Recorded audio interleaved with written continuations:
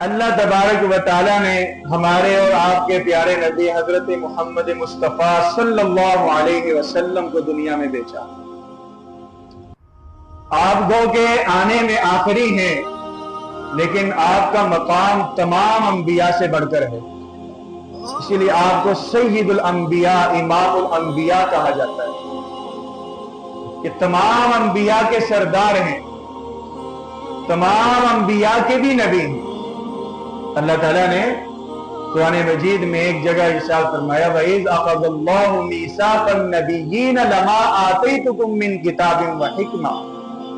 ثُمَّ جَاءَكُم رَّسُولٌ مُّصَدِّقٌ لِّمَا مَعَكُمْ لَتُؤْمِنُنَّ بِهِ وَلَتَنصُرُنَّهُ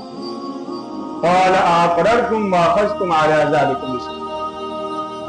کہ آپ صلی اللہ علیہ وسلم کی نبوت پر بقیہ انبیاء سے بھی اللہ نے وعدہ لیا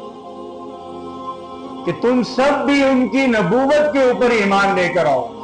اگر وہ تمہاری زندگی میں آ جاتا ہے تو تم سب کے لیے ضروری ہے لَتُؤْمِنُنَّ بِهِ وَلَتَنْصُرُنَّهُ، اس پر ایمان بھی لاؤ گے اور اس کی مدد بھی کرو گے۔ پتہ چلتا ہے